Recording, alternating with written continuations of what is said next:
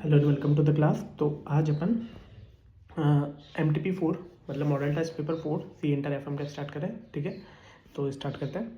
इसके अंदर पहले अपन क्वेश्चन आंसर करेंगे, देन अपन MCQs करेंगे। ठीक है, फर्स्ट क्वेश्चन देखो। इसके अंदर calculate the total current asset निकालना है अपन को। ठीक है, तो स्टार्ट करते हैं। स्टॉक टर्नओवर रेशियो दे रखा है 5 टाइम्स। ठीक है, सेल्स दे रखी है ऑल क्रेडिट 7,20,000। ठीक है, GP 25%। तो COGS कितना हो गया? COGS कितना हो गया? 7,20,000 माइनस 25% कितना होगा? 540 है ना, 5,40,000। और उसमें क्या बोल रहा है? 5 टाइम्स। तो COGS divided by average inventory equals to 5 times, है ना। COGS कितना दे रखा? 540 डिवाइडेड बाय एवरेज इन्वेंट्री करना है ना। Average inventory is equals to 5। तो एवरेज इन्वेंट्री क्या है? Average inventory is equals to 540 divided by 5, that is 5,40,000 divided by 5। तो कितने आई? 1,08,000। एवरेज इन्वेंट्री कितनी आई? 1,08,000। ठीक है, और चीज़ें देखते हैं पहले। करंट लाइबिलिटीज़ क्या दे रखा है? 2,40,000। ठीक है ना। करंट लाइबिलिटीज़ क्या दे रखा है? 2,40,000। ठीक है, तो करंट लाइबिलिटीज़ का क्या फॉर्मूला होता है? सॉरी, लिक्विडिटी रेशियो क्या दे रखा है? 1.25। तो इसका क्या होता है? Current asset minus inventory is upon current liabilities is equals to 1.25, है ना। तो CA माइनस इन्वेंट्री कितना है? 2,40,000 इंटू 1.25, दैट इज 3 लाख। ठीक है, इन्वेंट्री निकालने के लिए क्या बोल रखा है? Stock at the end is equals to 30,000 more than the beginning. ठीक है, तो closing stock is equals to opening plus 30,000। ठीक है, तो क्लोजिंग स्टॉक ओपनिंग को ले लो x प्लस टैक्स प्लस 30,000। ठीक है, और एवरेज क्या दे रखा? 1,08,000। तो x plus 30,000 divided by 2 is equal to 1,08,000। ठीक है, तो x की वैल्यू निकाल लो। 1,08,000 into 2 minus 30,000 divided by 2, that is 93,000। x is equal to 93,000, है ना। x इज इक्वल टू 93,000 और उसमें 30,000 और जोड़ दो, तो 93,000 प्लस 30,000 कितना रहा? 1,23,000, है ना। तो टोटल करंट असेट कितने हो गए? 3 लाख प्लस 1,23,000। ठीक है, कितने हुए? 4,23,000। कितने हुए? 423। ठीक है, एक बार आप कॉपी कर लेना, एक बार मैं आंसर दिखा देता हूँ आपको। क्या आ रहा है? 423। ठीक है, क्वेश्चन समझ गए? चले आगे।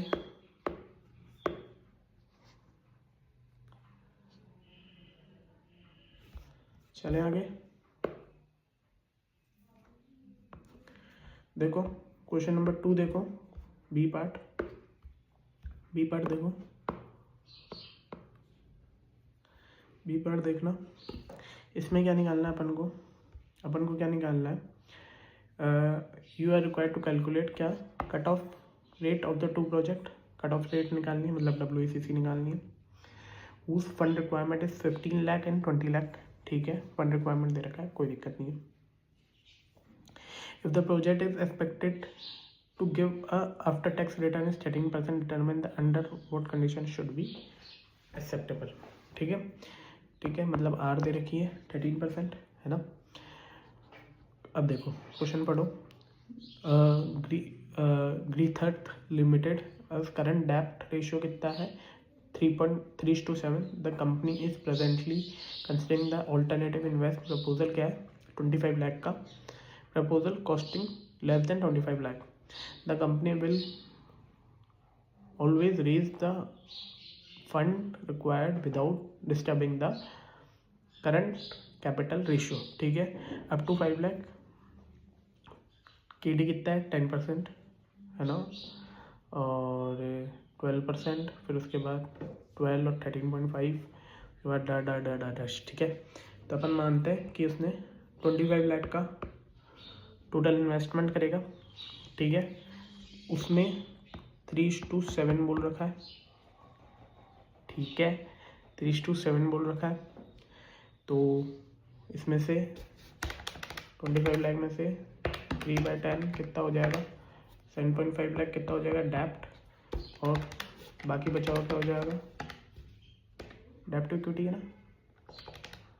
हाँ, 25 माइनस 7.5 कितना हो जाएगा, 17.5 कितना हो जाएगा इक्विटी। ठीक है, इतनी इक्विटी हो जाएगी, इतना डेप्ट हो जाएगा। अब अपन एक एक चीज़ देखते जाते हैं। जब प्रोजेक्ट 1 इसमें अप टू 5 लाख की कॉस्ट है ना, अबव 20 लाख देखना है अपन को, है ना, प्रोजेक्ट 1। ठीक है, तो कितना हो जाएगा, KD कितना हो जाएगा 14%, और K कितना हो जाएगा 16%।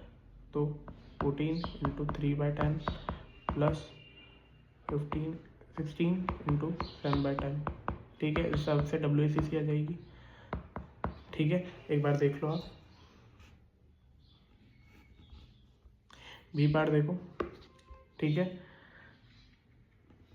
इसने क्या है, दोनों तरफ से भाई सब तरफ से डेब्ट इक्विटी रेशियो निकाल रखा है ना, कि वो निकाल रखा है, कोई दिक्कत नहीं है। Cost of raising the additional fund. ठीक है ठीक है, तो अपन 20 देखो, इसने क्या कर रखा है, एक तो बोल रखा है 25 लाख से ऊपर, और एक बोल रखा है 25 लाख से कम। देखो ये चीज़ क्या बोल रखी है, several alternative investment proposal costing 20 less than 25 lakh, the company will always raise a fund from current। ठीक है, ठीक है, तो देखो कट ऑफ रेट और टू प्रोजेक्ट क्या बोल रखा है, प्रोजेक्ट 1 हुज फंड रिक्वायरमेंट कितना है 15 लाख और 20 लाख, सॉरी 20 लाख है, 26 लाख है। ठीक है, 26 लाख है। ठीक है, तो जब 15 लाख है तो कितना हो जाएगा ये वाला, और जब 20 लाख है तो ये वाला 20 लाख से अबव। ठीक है, तो 13 और 15% अपन को लेना है।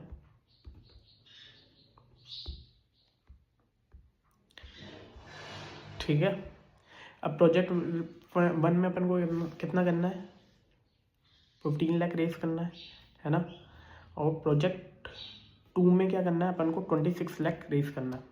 ठीक है, तो प्रोजेक्ट 1 के हिसाब से जब तक अपन 5 लाख लगाएंगे तो KO क्या हो जाएगी 11.5 11.4।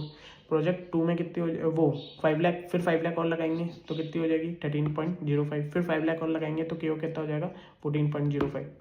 ठीक है, तो टोटल कॉस्ट क्या हो जाएगी 12.95%, और जब 26 लाख लगाएंगे तो पहले 5 लाख में 11.4, फिर 13.05, फिर उसमें 10 लाख इंटू 14.4, फिर 6 लाख में 15.5।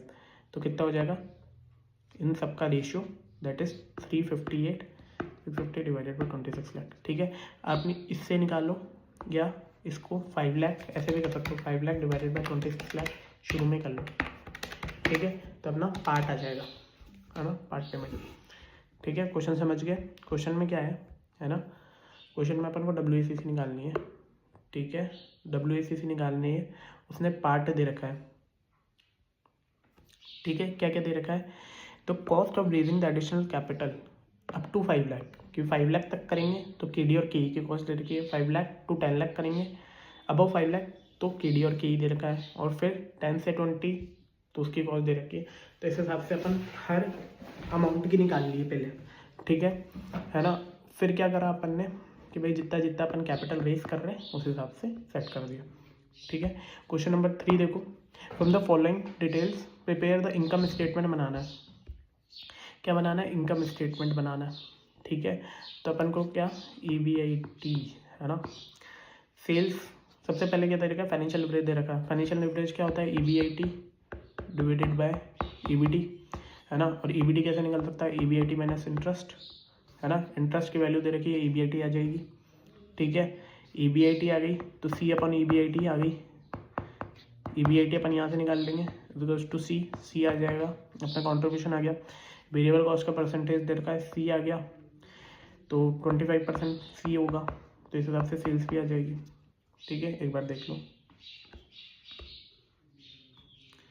EBT is to 1। ठीक है, ईबीआईटी की वैल्यू निकाल ली इसने, है ना। फिर कंट्रीब्यूशन के हिसाब से ईबीआईटी निकालने के बाद कंट्रीब्यूशन निकाला है। ठीक है, फिर उसने पीवी वो दे रखा है अपन को वेरिएबल कॉस्ट का, तो कंट्रीब्यूशन निकाल लिया 12,000। फिर वेरिएबल कॉस्ट मतलब क्या बोल रखा है, sales minus 0.75 of sales is to 12,000, तो 0.25 of S is to 12,000। Sales की वैल्यू कैसे निकलेगी, 12,000 डिवाइडेड बाई 0.25, दैट इज 48,000 की सेल आ जाएगी।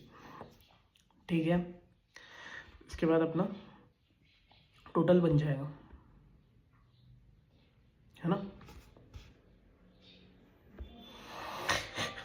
ठीक है, तो अपन क्वेश्चन नंबर 2 पे देख। क्वेश्चन नंबर 2 देखो, the financial statement of Gurunath limited is follow furnished below. क्या क्या बोल रखा है, equities and liabilities asset the existing credit terms are 1/10 net 45।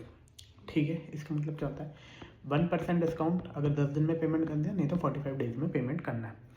Generally 30 days में पेमेंट हो जाता है।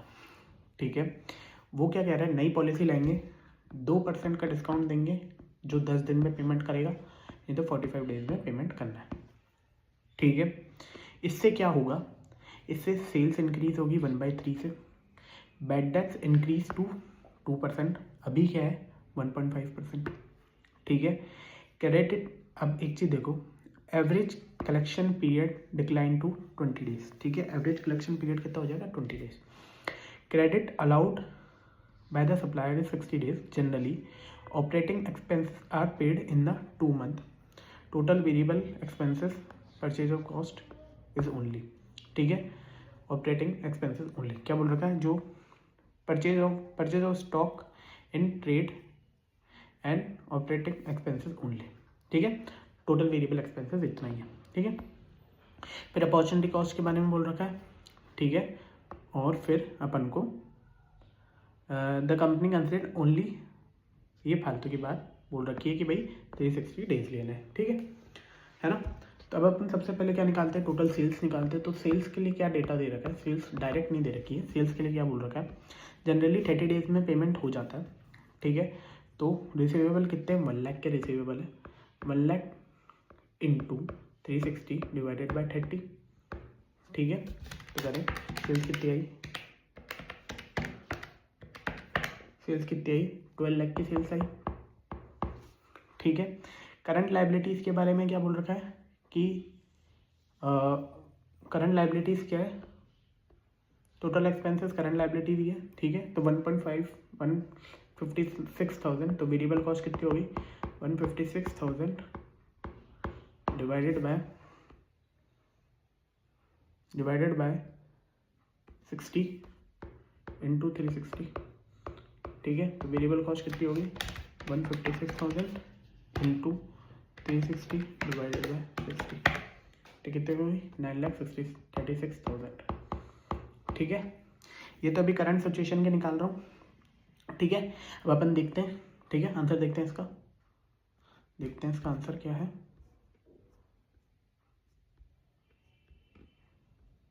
क्वेश्चन नंबर 2 का ए, करंट लायबिलिटीज कितनी आई, 9,36,000, वो कितना परसेंट है वो छोड़ो। ठीक है, सेल्स अपना 12 लाख आई। ठीक है, अब कितनी इंक्रीज हो जाएगी, 1/3 से इंक्रीज हो जाएगी। तो 12 लाख का 1/3 कितना होता है, 12 lakh divided by 3, that is 4 lakh. Total कितनी होगी, 16 लाख। वेरिएबल कॉस्ट कितने, भाई वेरिएबल कॉस्ट भी 1/3 से इंक्रीज हो जाएगी, तो 9,36,000 डिवाइडेड बाई 3 कितना होता है, 3,12,000। तो 936 प्लस 312 कितना होता है, 1248। ठीक है, कैश डिस्काउंट 1% और इसमें 2%। ठीक है, बैड डेट्स क्या बोला था, 1.5% करंट में है और 2% फिर हो जाएंगे। ठीक है, प्रॉफिट बिफोर टैक्स आ गया, टैक्स हटाया, प्रॉफिट आफ्टर टैक्स आ गया।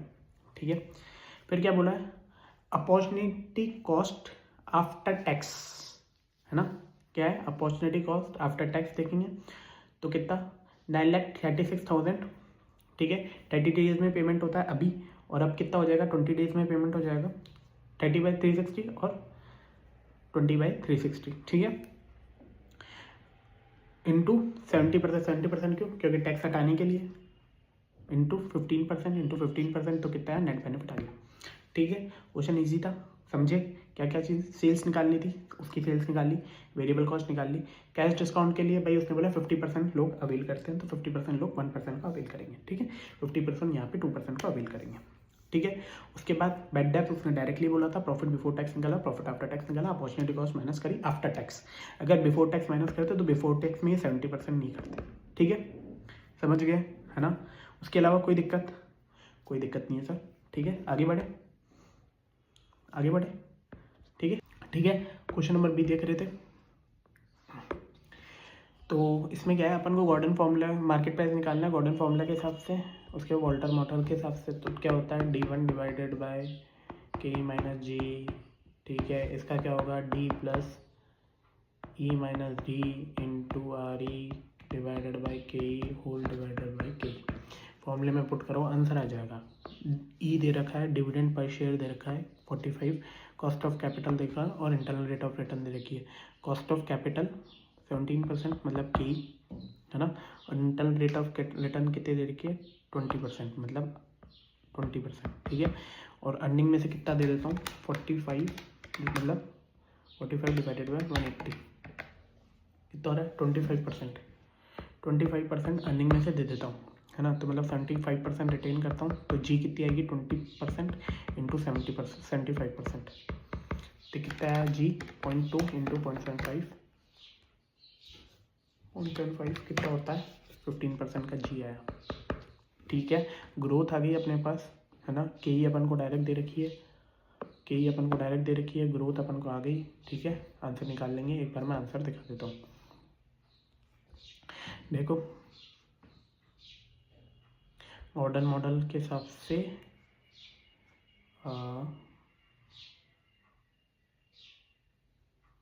देखो सबसे पहले ग्रोथ रेट क्या निकाली, ग्रोथ रेट क्या हुई अपनी B into R that is 0.75 into 0.2, ठीक है।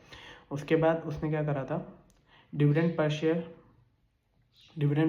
तो डिविडेंड कितना दे रखा है 45, ठीक है। तो 45 डिवाइडेड बाई के माइनस जी। सेम इसके अंदर D plus are E divided by K E minus D, ये आ जाएगा प्राइस, ठीक है।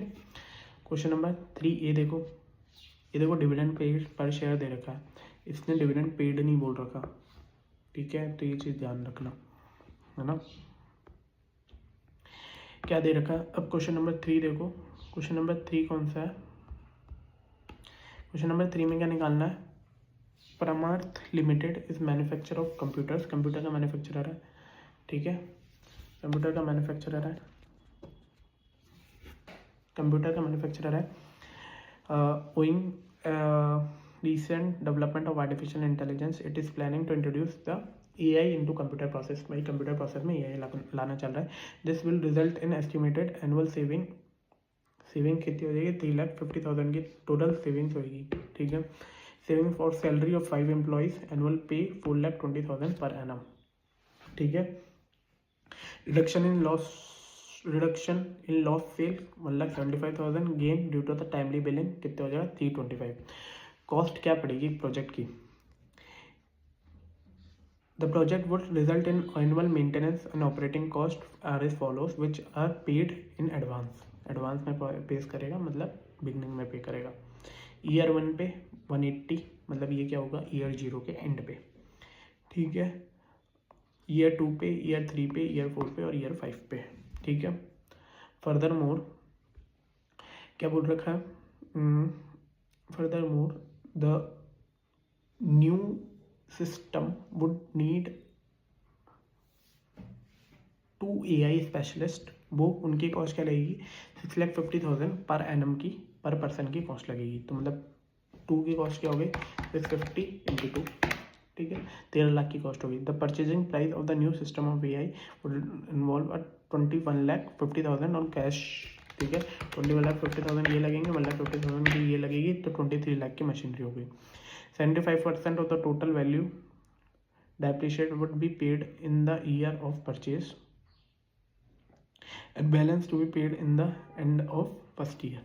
ठीक है, the new system will be sold 1,90,000, मतलब सैलवेज वैल्यू क्या देखिए 1,90,000।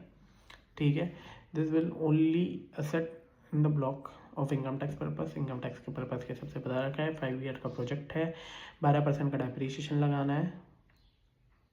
ठीक है, sorry, the life of the project will be अडल एट द डेट, मतलब ये के दे रखी है जिससे अपन को पीछे खींचना पड़ेगा, के या के जो कुछ भी मानो। डेप्रिसिएशन 40% है, कॉर्पोरेट टैक्स रेट 25% है ना, और कैपिटल गेन टैक्स इज 20%। ठीक है, देखो दो चीज़ें, एक तो 25% क्या दे रखा है कॉर्पोरेट टैक्स, और 20% क्या दे रखा है कैपिटल टैक्स। ठीक है, तो अपन को क्या करना पड़ेगा, पहले CFAT निकालना पड़ेगा आफ्टर डेप्रिसिएशन। ठीक है, उसके हिसाब से पहले वो निकलेगा, फिर क्या करेगा, फिर इसमें से डेप्रिसिएशन माइनस होगा। डेप्रिसिएशन पहले कौन सा, इनकम टैक्स पर्पस वाला माइनस करना। ठीक है, तो उससे टैक्स का अमाउंट क्लियरली सही निकल जाएगा। ठीक है, फिर जो ऐड करना है, ऐड भी कौन सा करना है, इनकम टैक्स पर्पस वाला। ठीक है, बट फॉर द सेक अपन को 45% ये देखना पड़ेगा। ठीक है, आ जाओ एक बार देखते हैं। आ जाओ, सबसे पहले क्वेश्चन नंबर 3A, क्या क्या सेविंग्स होगी। ईयर 1 पे 350 की होगी, ईयर 2 पे 350, 350, 350, 350। सेविंग सैलरी 21 लाख, 21 लाख, 21 लाख, 30 लाख, है ना। Reduction in lost of sale ये बता रखा है, gaining due the timing billing ये हो गया। ठीक है, लेस भाई 13 लाख की अपन को सैलरी देनी पड़ेगी, वो चीज़ जो मैंने आपको 6,50,000 इंटू 2। ठीक है, एनुअल मेंटेनेंस कॉस्ट इसने बता ही रखा है, इतनी लगेगी। फिर क्या बोल रखा है, टोटल NBBT दे रखा है, डेप्रिसिएशन एक बार छोड़ो, है ना। ठीक है, परचेज और इंस्टॉलेशन प्राइस कितनी रहेगी, 17,25,000 ईयर 0 पे, और ईयर 1 पे 5,75,000। मतलब क्या बोल रहा है, 75% तो उसने क्या, 75% of the depreciate will be paid in the beginning, और उसने क्या बोला फिर बाकी बचेगा, तो वो टोटल कितनी हो गई थी 1725। ठीक है, 20 लाख की टोटल कॉस्ट हुई थी, जिसका 75% उसने क्या बोला ईयर 0 पे दूंगा, और बाकी बचा हुआ ईयर 1 पे दूंगा। ठीक है, तो टोटल कॉस्ट क्या हुई, ईयर 1 वाला ईयर 0 पे पुल करेंगे तो टोटल क्या उसका हुई 22,38,418। ठीक है ना। चलो आओ देखते हैं। ठीक है, अब डेप्रिसिएशन पहले लगाना है अपन को, पहले कौन सा लगाना है, पहले कौन सा लगाओगे, इनकम टैक्स पर्पस वाला। ठीक है, जिससे क्या है करेक्ट डेप्रिसिएशन निकलेगा अपना, करेक्ट डेप्रिसिएशन निकलेगा। कितना है इनकम टैक्स पर्पस से, कितना है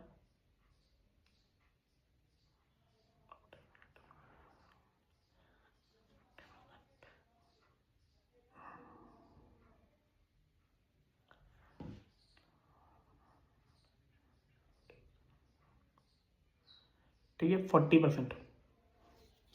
ठीक है, 40% डेप्रिसिएशन लगाओ एक बार WDV के हिसाब से।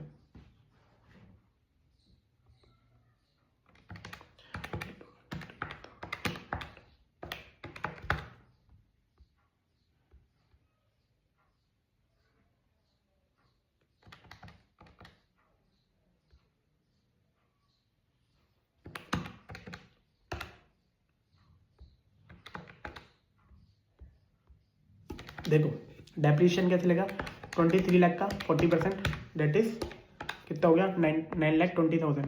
ठीक है, सेम अपना हर साल कम होके लग जाएगा। ठीक है, 40% इस साल भी लगेगा। ठीक है, NPBT आ जाएगा, उसमें टैक्स माइनस करेंगे 25%, क्या है कॉर्पोरेट टैक्स।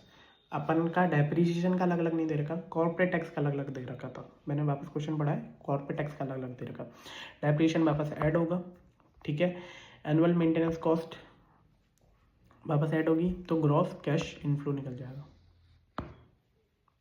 ठीक है, फिर इसने क्या करा, इनफ्लो का उसने क्या बोला, annual maintenance cost plus operating cost actually paid, ठीक है, एक्चुअली पेड। देखो एनुअल मेंटेनेंस कॉस्ट कब पे करी है ये देखना। The project would result in annual maintenance cost and operating cost are as follows which is paid in advance. क्या बोल रखा है, एडवांस में पे करी है, तो कैश इनफ्लो में तो एडवांस में जाएगा। अभी अपन ने क्या निकाला था, एनपीबीटी, ठीक है, तो एडवांस में माइनस करेंगे, ठीक है, तो नेट कैश इनफ्लो आ जाएगा अपने पास, ठीक है। प्लस अपन ने सेल करेंगे eight the end of life क्या, मशीनरी, कितने में सेल करी है, 1,90,000 में, ठीक है, 190 ऐड करेंगे, ठीक है। प्लस एक चीज़ और हुई थी,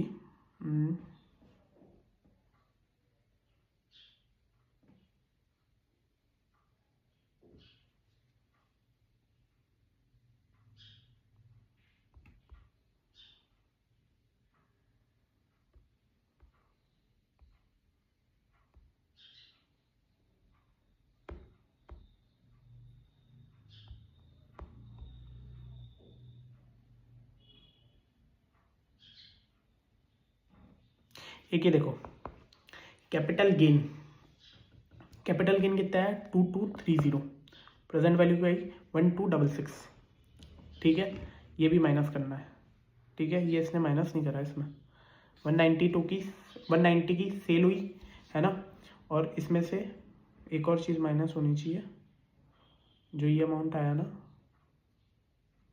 ठीक है, इसमें से एक और चीज़ माइनस होगी 1266। अच्छा, इसने नेट प्रेजेंट वैल्यू इधर निकाल दी, ठीक है, तो कोई दिक्कत ही नहीं है, ठीक है। तो प्रेजेंट वैल्यू निकालेंगे इसके 12% के हिसाब से, फिर present value of cash inflow आ गई, ठीक है, present value of cash inflow आ गई, present value of cash outflow अपन ने पहले ही निकाल रखी है। Present value of cash outflow क्या है 22,38,418 है ना। इसके अंदर बस एक कैपिटल गेन टैक्स भी माइनस करना है, कैपिटल गेन टैक्स क्या है 1266, ठीक है, ये भी माइनस करके फिर टोटल आ जाएगा नेट प्रेजेंट वैल्यू। एक चीज़ ध्यान रखना, प्रोडक्ट वो चीज़ ठीक है कि आपने ऐसे निकाली, एक चीज़ और देखो, 2-3 चीज़ें हैं, ठीक है। एक तो जो ऑपरेटिंग कैश जो अपन ने एनुअल ऑपरेटिंग कॉस्ट है वो एडवांस में पे हो रही है, तो पहले अपन ने माइनस कर दी थी, ठीक है, क्यों माइनस करी थी, इससे अपन एनपीबीटी पे पहुँचे, ठीक है। फिर अपन को कैश फ्लोज निकालना है, तो कैश फ्लो तो ऑलरेडी जो हो रखा है, या कैश इनफ्लो या आउटफ्लो के हिसाब से निकालेंगे, तो एडवांस में माइनस करेंगे, ठीक है। दूसरी चीज़ इसने क्या बोला, जो परचेज प्राइस है और इंस्टॉलमेंट कॉस्ट है वो दे रखी है, उसमें से उसने बोला 75% फर्स्ट ईयर में पे हो, वो ईयर 0 पे पे होगी, और 25% ईयर 1 पे पे होगी। जो 25% पे हो रही है उसको ईयर 0 पे अपन खींचेंगे, ठीक है, जो अपन ने खींची है, ठीक है ना, हो गया। उसके बाद क्या क्या निकालना है अपन को, एनपीवी अपन ने निकाल ली, उसके बाद प्रॉफिटेबिलिटी इंडेक्स निकालना है। प्रॉफिटेबिलिटी इंडेक्स क्या फॉर्मूला क्या होता है, present value of cash inflow minus present value of वो divided by present value of cash outflow. Present value of cash inflow क्या है 45,12,409, और कैश आउटफ्लो क्या है 22,38, ठीक है। उसके बाद ARR निकालना है, एवरेज रेट ऑफ रिटर्न, है ना। ARR कैसे निकलेगी, average profit divided by initial investment. Average profit क्या है इसमें, एवरेज प्रॉफिट देखो, इनिशियल इन्वेस्टमेंट तो 23 लाख की है, ठीक है। एवरेज प्रॉफिट देखना है इसमें अपना, देखना एवरेज प्रॉफिट क्या है, देखो नेट प्रॉफिट आफ्टर टैक्स, ये वाला जो आ रहा है ना, ये एवरेज प्रॉफिट, ये टोटल प्रॉफिट है, इसका एवरेज कर लो, 412,500 plus 673,500 plus 899,100 plus 1005,960 plus 105,576 divided by 12345 divided by 5 क्या आया 808,327, क्या आया 808,327, ठीक है। समझ गए क्वेश्चन में क्या क्या है, एक बार वापस समझा रहा हूँ। जो कैश आउटफ्लो है ना, वो चीज़ देखना, एक इनफ्लो में ऑपरेटिंग कॉस्ट देखना, ठीक है, कि ऑपरेटिंग कॉस्ट पहले इसलिए माइनस करिए क्योंकि अपन एनपीबीटी पे पहुंच गए, फिर उसको वापस ऐड करा, फिर वापस माइनस किस हिसाब से करा कि अपन कैश फ्लो पे पहुंच जाए, ठीक है ना। फिर क्या बता, पैरामीटर्स ऑफ लेंटर्स मॉडल बताना है, थ्योरी का क्वेश्चन है ना। दिखा देता हूँ मैं,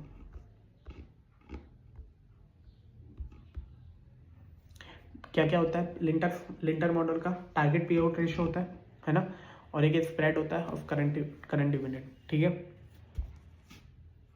फॉर्मूला याद है तो आपको ये चीज़ भी हो जाएगी। Discuss the cost of availing trade credit. Cost क्या क्या होती है ट्रेड क्रेडिट लेने की, है ना, जिसमें भाई ट्रेड रिसीवेबल के इनिशियल में मैंने पढ़ा भी रखा, ठीक है। Explain the fully hedge bound medium term notes for floating rate bond फिर यूरो कमर्शियल पेपर, ठीक है। ये कौन सा है, टाइप्स ऑफ फाइनेंसिंग का चैप्टर और रेंज ऑफ डॉल बतानी, ठीक है, एक बार देख लो। क्या होती है price, loss of goodwill, cost of managing और कंडीशंस। फिर फुल्ली एज बॉन्ड के बारे में बता रखा है, मीडियम टर्म नोट के बारे में बता रखा है, फ्लोटिंग रेट नोट्स उसके बारे में बता रखा है, फिर उसके बाद डॉल के बारे में बता रखा है, डिग्री ऑफ ऑपरेटिंग लेवरेज, ठीक है ना।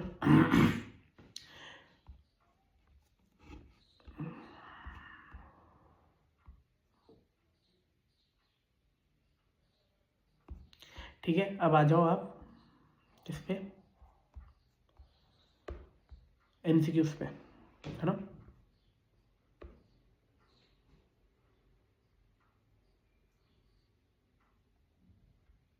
तो एमसीक्यूज में क्या क्या है अपना,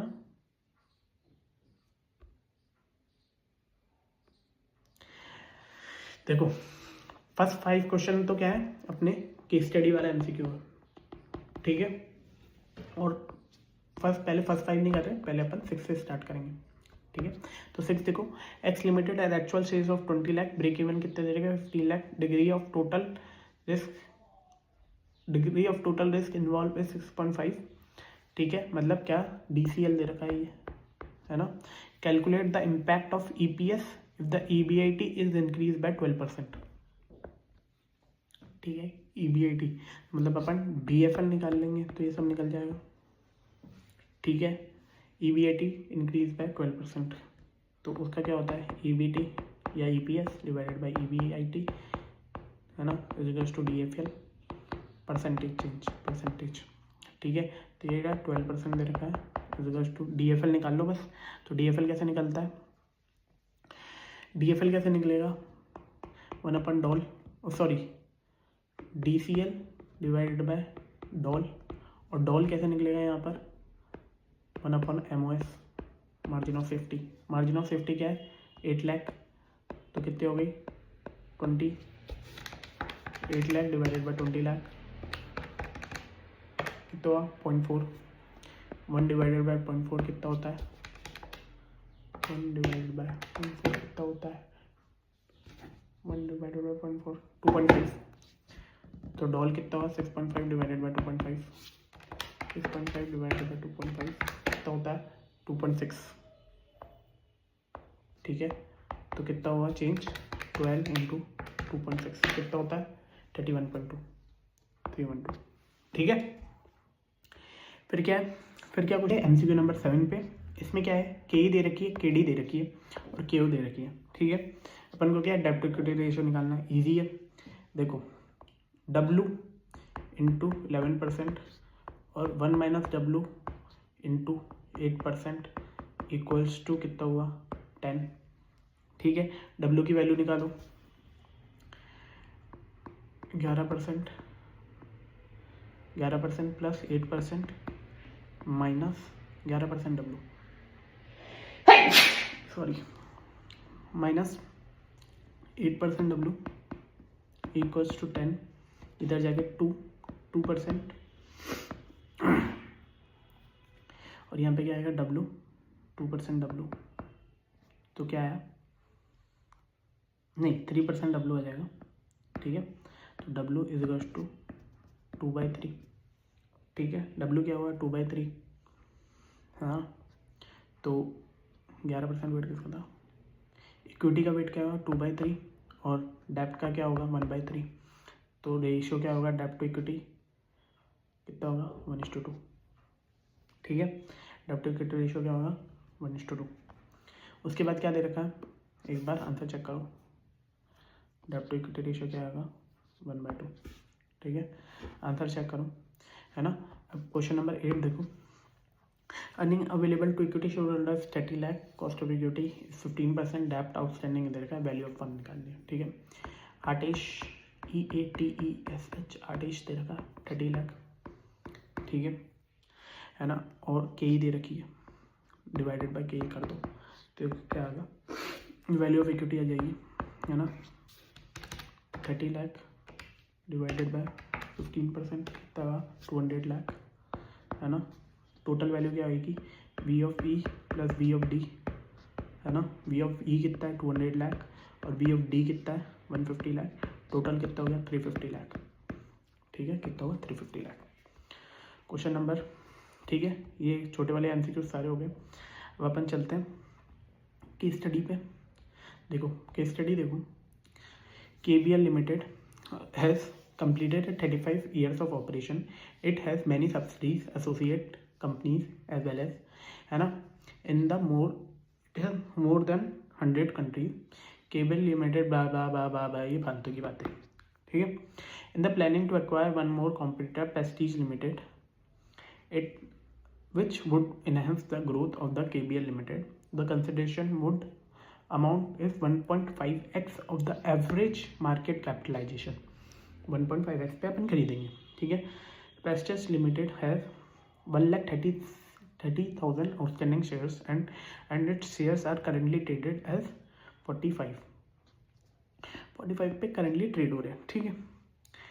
as the valuation date the consideration amount was paid equally in the 5 years, where as the first installment was paid immediately, ठीक है। फर्स्ट इंस्टॉलमेंट 0th ईयर पे और फिर 5 years में अपन इक्वल पैसा देंगे, ठीक है। प्रेस्टीज लिमिटेड है क्यों कितना दे रखा है 15%, ठीक है, कोई दिक्कत नहीं है। KBL has raise the fund, उसने बोला कि भैया 3:7 के रेशियो में अपन के रेज करेंगे। फिर हमको पहले कितना पैसा चाहिए 1,30,000 इंटू 45, इतना पैसा चाहिए, ठीक है। 3:7 के रेशियो में आप पैसा लेंगे। The company requires the cost of capital, estimate evaluation acquisition and investment blah blah blah blah, ठीक है। The KBL shares price has grown, इससे क्या इफेक्ट हुआ, KBL की 150 से 301 in the last 5 years and it will be continues to grow on the same level, ठीक है। KBL pays the dividend regularly, the company has recently paid a dividend, paid इसी ध्यान रखना 8 per share for calculating equity at the average 52-week high market price in the last 5 years to be considered, which as follows. क्या market price per share 185, year two पे 210, 250, MPS 325 and 280। के calculate as per growth model कितना 6%, ठीक है। The company also wishes to calculate the equity expectation using the CAPM which is hold of 0.4, ठीक है। Risk free rate of return of long term क्या दे रखी है, RPM नहीं, RF कितनी दे रखी है 8%, ठीक है। KBL regards to market risk premium 11%, तो RF माइनस बीटा कितना दे रखा है 11%, और बीटा की वैल्यू क्या दे रखी है 7.78, ठीक है, कोई दिक्कत नहीं है ना। KBL will issue a debenture of 10,500 which is amortize equally over the 7 years के 7 years में अमोटाइज होगा। The company considered the effective rate of interest applicable to AAA rated company which is markup 200 basis point coupon rate, ठीक है, 200 basis point coupon rate, ठीक है। This things the trends to AAA rate is 7.5%, ठीक है। Ignore taxation पे ignore करना है, ठीक है। तो स्टार्ट करते हैं। सबसे पहले अपन को क्या क्या निकालना है, कॉस्ट ऑफ इक्विटी निकालना है, ओवरऑल कॉस्ट ऑफ कैपिटल निकालना है, कॉस्ट ऑफ डेप्ट निकालना है। Calculate the cost of dept if the intrinsic value of the dept is 9740। फिर क्या निकालना है, WACC and the amount of purchase consideration. और फिर क्या निकालना है, present value of purchase consideration, ठीक है, ये सब निकालना, ठीक है ना। तो आ जाओ अपन देखते हैं, है ना। सबसे पहले क्या निकालना था, cost of equity. Cost of equity अपन को दो तरीके से निकालना था, ठीक है। तो CAPM मॉडल से और एक किससे, गॉर्डन मॉडल से, ठीक है। अपन इसको मत देखो, सबसे पहले CAPM मॉडल लिखो, है ना। RF 8% दे रखा है, बीटा अपन को दे रखा है और RPM अपन को दे रखा है, उससे क्या आ रही है 16.58, है ना। अब पहले ये देखो आंसर में 16.58 किस में आ रही है, इसमें आ रही है, ठीक है। तो डायरेक्ट सी, ठीक है, ये करने का तरीका है, ठीक है। 18.65 कैसा ही वो बाद में निकालेंगे, ठीक है। Calculate overall cost of capital, फिर क्या चीज़ निकालनी है, ओवरऑल कॉस्ट ऑफ कैपिटल, ठीक है। ओवरऑल है ना, तो ओवरऑल कॉस्ट ऑफ की कैपिटल क्या है, कॉस्ट ऑफ की ओल्ड वाली और कॉस्ट ऑफ की CAPM वाली, ठीक है। दोनों का वेट दे रखा है, ओवरऑल कॉस्ट ऑफ कितनी हो गई 7.82%, ओवरऑल कॉस्ट ऑफ इक्विटी क्या हुई 7.82%, ठीक है ना। देखो ये कितना वेट कर रही है 0.4 का, ये कौन सी है CAPM वाली, ठीक है। तो 0.6 का वेट कितना होगा, वो वाले का, किसका, जो गॉर्डन मॉडल वाला, ठीक है, 0.6 का वेट होगा, ठीक है। चलें आगे, फिर उसके बाद क्या निकालनी है अपन को, थर्ड में अपन को क्या निकालनी है, कैलकुलेट द कॉस्ट ऑफ डेप्ट। कॉस्ट ऑफ डेप्ट निकालनी है, मतलब KD निकालनी है। क्या दे रखा है, इंट्रिंसिक वैल्यू ऑफ डेप्ट दे रखी है क्लोज टू 9740, ठीक है। इंट्रिंसिक वैल्यू ऑफ डेप्ट कितना दे रखी है 9740। प्रिंसिपल ऑफ डेप्ट कितना है, देखो प्रिंसिपल कितना है, हर साल प्रिंसिपल किस तरीके से बोला था, अमोर्टाइज ओवर द ईयर्स, ठीक है। तो उसने क्या बोला, अमोर्टाइज ओवर द ईयर कितना होगा, देखो टोटल डेप्ट कितना था 10,500, उसने बोला अमोर्टाइज ओवर द ईयर, तो डिवाइडेड बाय 7 तो कितना होगा 1500, ठीक है। इंटरेस्ट कैसे निकलेगा, उसने बोला था एक तो AAA रेटिंग प्लस 2%, ठीक है। AAA रेटिंग का क्या दे रखा 7.5% प्लस 2%, ठीक है। तो इंटरेस्ट कैसे निकलेगा, पहले साल 10,500 का 9.5%, ठीक है ना। फिर 1500 माइनस करके और ऐसे इंटरेस्ट निकल जाएगा, ठीक है। उसके बाद क्या बोल रखा था, उसके बाद प्रेजेंट वैल्यू निकालनी है, present value of cash flows, है ना। तो वो क्या है, ये आप कैसे निकालेंगे, IRR मेथड से, ठीक है। IRR मेथड से जो आएगी 12% अप्रोक्स आ जाएगी, ठीक है। अब एक तरीका तो ये IRR से ऐसे निकालो, और एक तरीका ये है कि आप ये रेट लेके और जिसमें प्रेजेंट वैल्यू 0 आ रही है, ठीक है, नेट प्रेजेंट वैल्यू 0 आ रही है वो ले लो, ठीक है। तो आंसर क्या आ रहा है 12%, ठीक है। उसके बाद क्या बोला है, WACC निकालना है और अमाउंट ऑफ परचेजेस निकालना है, ठीक है। तो KE कितनी आई 17.82 और KD कितनी आई 12%, ठीक है।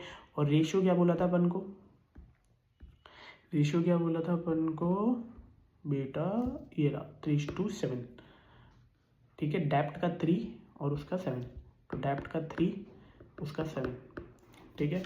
17.82 into 7 divided by 10 equals to M plus, और डेप्ट का 3 है ना, 3 into 12 divided by 10 equals to M plus MRC, तो कितना आ रहा है 16.04 करके कुछ आ रहा है, हाँ 16.07, ठीक है। तो आंसर क्या आ रहा है 16.07%, ठीक है। उसके बाद एक और चीज़ क्या निकालनी है, परचेज कंसिडरेशन। परचेज कंसिडरेशन क्या बोला, 1,30,000 आउटस्टैंडिंग थे, 45 रुपीज़ की रेट चल रही थी, ठीक है ना, है ना। और उसने क्या बोला, consideration amount 1.5x of the average market capitalization, average market capitalization उनका 1.5x लेंगे, तो कितना आ रहा है 87755 ये वाला, ठीक है। कैसे निकाला भाई, 1,30,000 शेयर्स थे, है ना, 45 रुपीज़ पे ट्रेड हो रहे थे, उसने बोला 1.5x पे ट्रेड होंगे, ठीक है। उसके बाद क्या बोल रहा है, प्रेजेंट वैल्यू ऑफ कंसिडरेशन निकालनी है। प्रेजेंट वैल्यू ऑफ कंसिडरेशन कैसे निकालेंगे, ये देखो आप,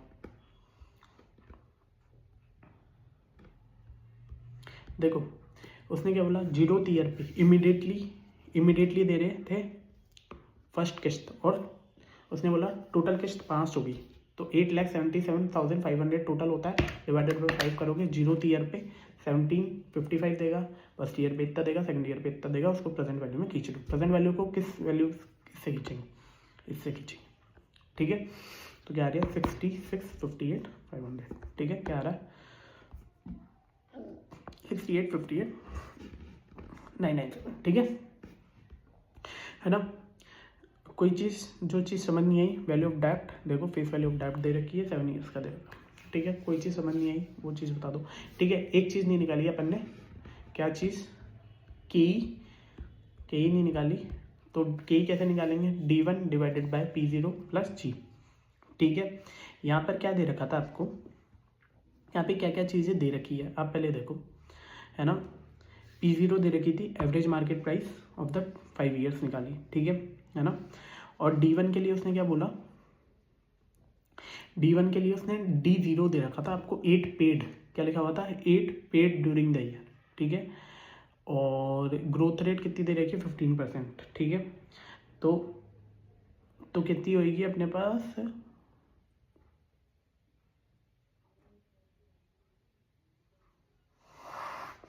कितनी होगी, ग्रोथ रेट क्या दे रखी है अपन को, ग्रोथ रेट कितनी दे रखी है 15%, ठीक है। और इसमें D1 कितना हो गया अपना, D1 कितना हो गया, देखो 8 का 15% कितना होता है 9.2, ठीक है। 8 का 15% कितना होता है 9.2, ठीक है। तो K कितनी आई 18.65, कैसे 1 + 15%, ठीक है, प्लस उसने क्या बोला G plus growth rate divided by 252.4, ठीक है। तो क्या आई के 18.65, ठीक है। एक चीज़, ये चीज़ ध्यान रखना, ये फालतू की चीज़ मत याद रखना, ठीक है। तो D1 अपन को डायरेक्ट दे रखा है, देखो मैं आपको एक चीज़ दिखा दूँ, कंफ्यूज मत होना, देखो D1 अपन को, D0 अपन को डायरेक्ट दे रखा है, ठीक है। उसके बाद शेयर प्राइस ग्रोन फ्रॉम 152, और ये पांचों शेयर प्राइस दे रखी है, ठीक है। ग्रोथ रेट डायरेक्ट दे रखा है, तो D1 निकाल लेंगे divided by P0 plus G करना है, ठीक है। P0 अपन ने क्या करा, इन पांचों का एवरेज हो गया, ठीक है, और प्लस G करके अपन ने वो निकाल दी वैल्यू। आप CAPM से पहले निकालना, फिर देन इसको देखना, ठीक है। चले आगे, सारे क्वेश्चंस हो गए इसके MCQ समेत, ठीक है। तो thank you, have a nice day, और ऐसे ही प्रैक्टिस करते रहना, और थैंक यू।